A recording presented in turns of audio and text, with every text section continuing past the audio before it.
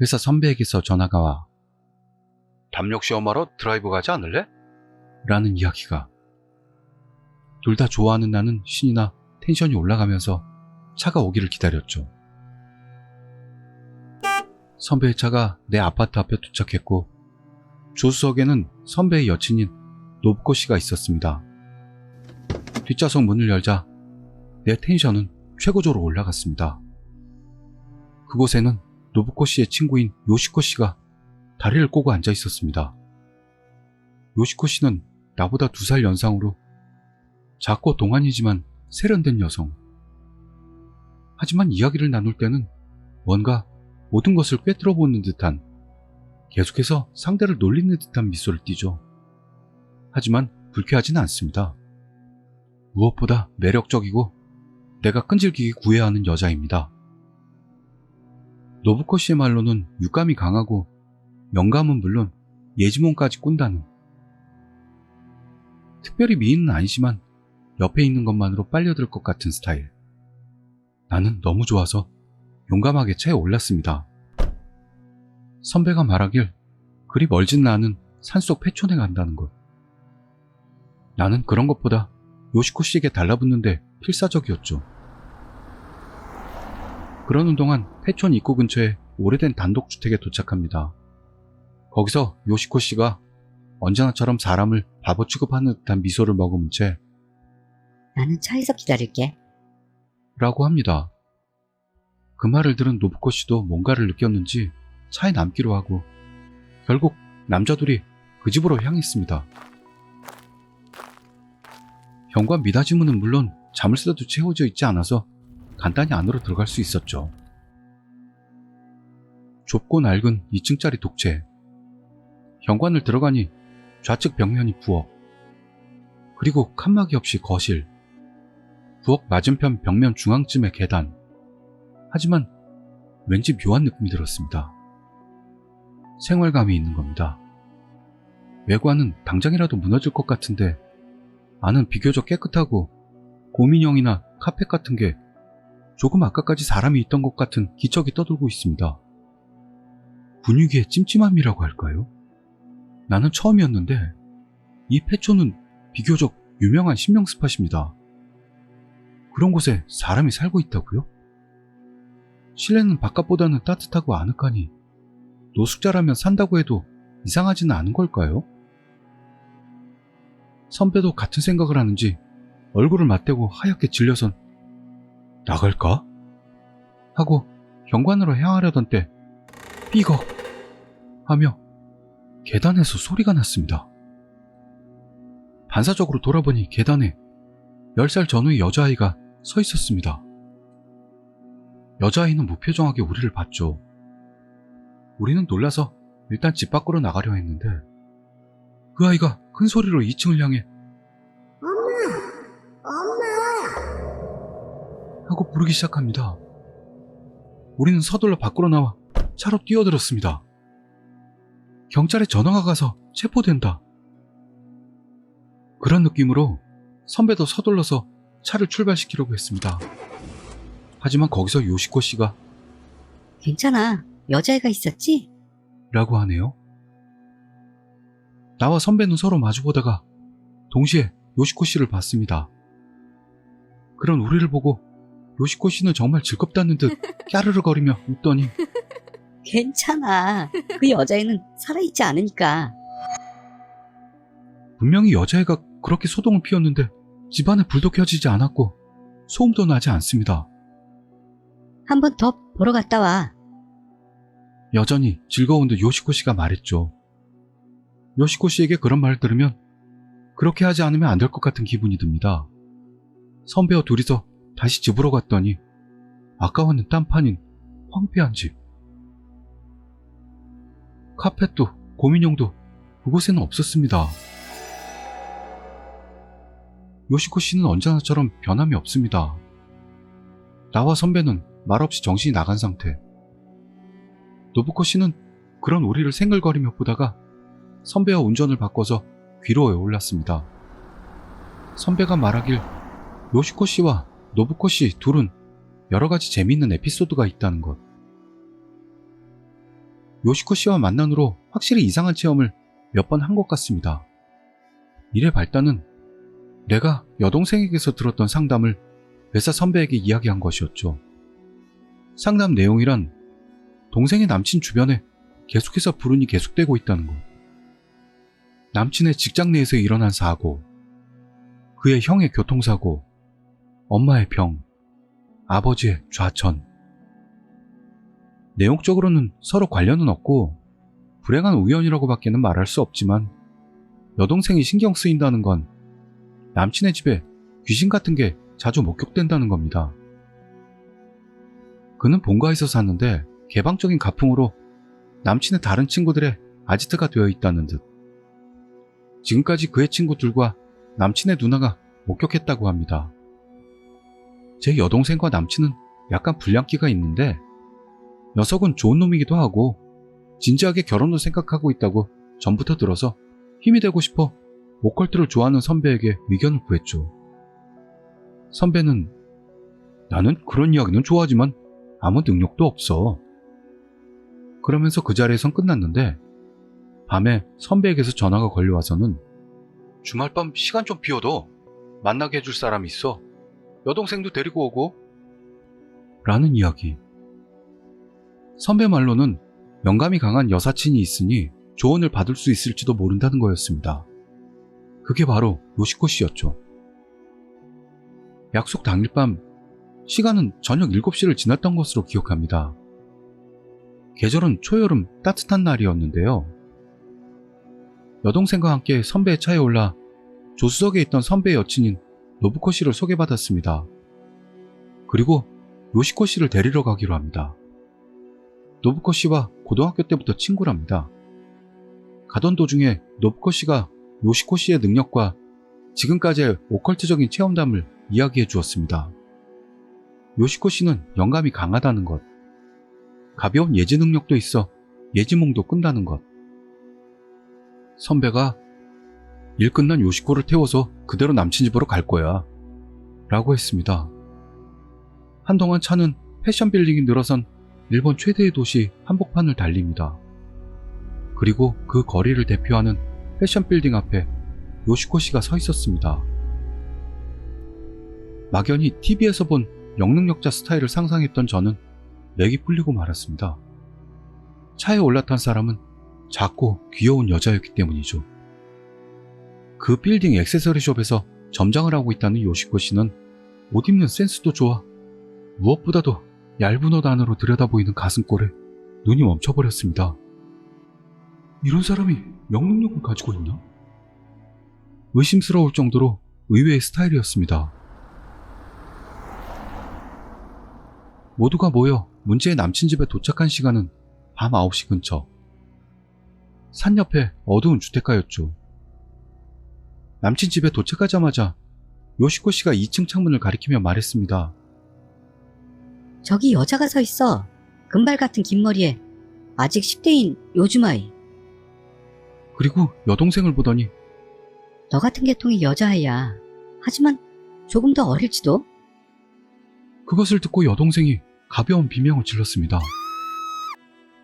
실은 남친의 집에서 목격된 홀령이라는 게 바로 요시코 씨가 말한 대로 젊고 요즘풍의 여자아이로 남친의 누나가 봤을 때는 복도에 수조 앞에 서 있었고 누나는 제 여동생이 거기 있는 것으로 생각했다는 겁니다.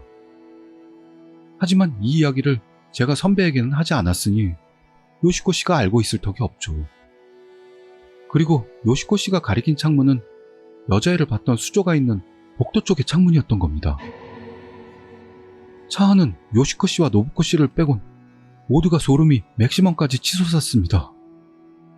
그렇지만 요시코 씨는 그 여자애가 직접 영향을 끼치고 있을 리는 없다는 것입니다. 그렇게 말하더니 한동안 팔짱을 끼고 무표정하게 입을 다물었습니다. 그리고 불쑥 이야기를 꺼냅니다. 벽을 판자로 만든 방이 있어. 바닥이 보이지 않는 만큼 난잡하고 더럽네. 포스터가 비정상적으로 많이 붙어있고 벽에 빨간 상처? 그런 낙서가 되어 있어. 그러더니 여동생에게 오빠 방이야? 라고 물었습니다. 맞아요. 깔끔하지 못한 생활을 하는 사람은 마음속도 깔끔지 못한 틈투성이야. 귀신은 그런 마음의 틈을 비집고 들어오는 거지. 남친의 방이 귀신들에겐 편한 것 같아. 포스터 같은 것도 혼을 불러들이니까. 여동생은 이미 금방이라도 울 것 같은 모습. 하지만 근본은 오빠의 차 같은데. 사고가 났던 차인지는 모르겠지만 남자가 타 있네. 그 차가 좋은가 봐. 그 사람이 리더격이니까 차를 냉막이 하는 게 좋겠어. 그리고 이렇게 계속합니다. 1년의 불행은 분명히 홀령의 영향도 있어. 영이 곁에 있으면 모르는 새에 온기나 생기가 달아버리니까. 하지만 이 집 사람들은 남친뿐만이 아니라 모두가 깔끔하질 못하네. 이 근처에는 산도 가깝고 여러 것들이 흘러들어와. 그러니까 몸 주변을 항상 정리하고 밝게 유지해야 돼. 정원에는 밝은색 꽃을 심고 현관 주변을 정리해. 차에 있는 남자 이외는 그것만으로도 사라질 정도거든. 그것만으로도 막을 수 있을 테니까. 그렇게 말하고 요시코 씨는 팔을 위로 뻗으면서 기지개를 켰죠. 그 후 남친의 형과 누나에게만 사정을 설명하고 차는 냉막이를 받고 엄마가 입원해 있는 동안에 남친의 누나와 제 여동생이 서로 도와 그의 집을 대청소했습니다. 황폐한 정원을 정리한 것을 계기로 남친의 누나는 정원 가꾸기에 심취하게 됐다고 하네요. 요시코 씨의 후일담입니다. 몸 주변을 깨끗하게 하는 일은 이상한 것들을 불러들이지 않기 위한 큰일 중에 큰일. 하지만 그 남친 엄마의 병은 아마 노이로제 같은 걸 거야. 원인까지는 모르겠지만 퇴원해 와서 집이 밝고 깨끗하다면 회복도 빠를 거라 생각해. 라고 말했습니다.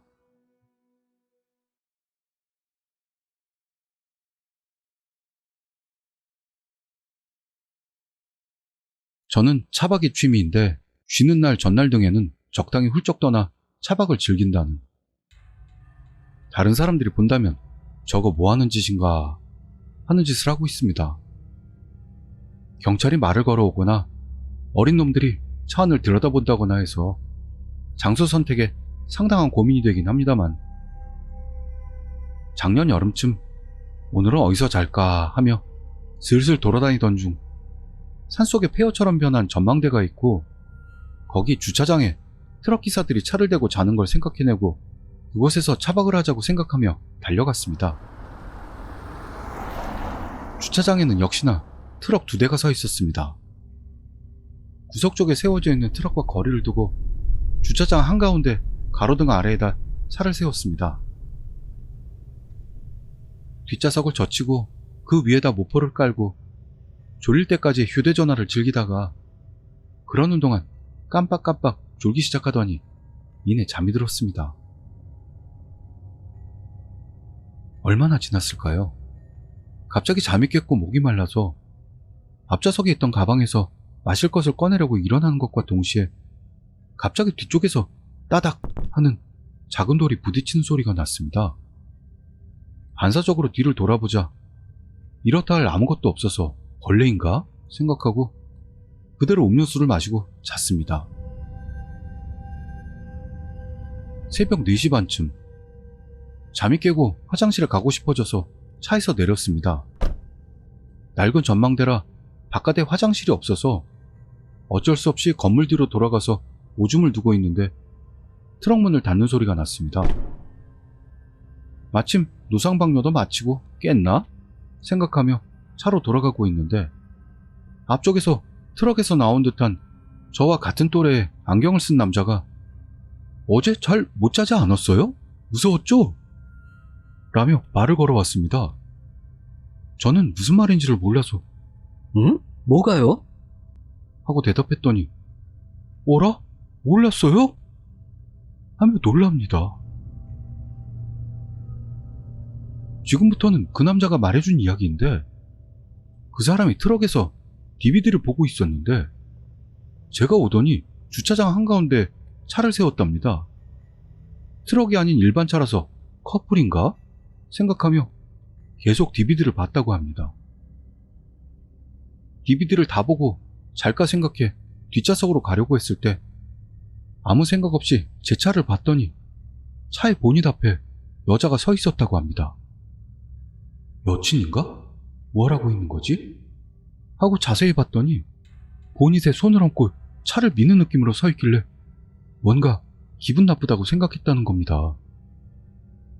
그대로 기분 나쁜 걸 봤구나 하며 뒷좌석으로 옮겨가서 자려고 했습니다만 묘하게 신경이 쓰여 다시 제 차를 봤더니 이번에는 운전석 창문 옆으로 여자가 이동하더니 다시 미는 것처럼 손을 내밀고 있었다고 합니다.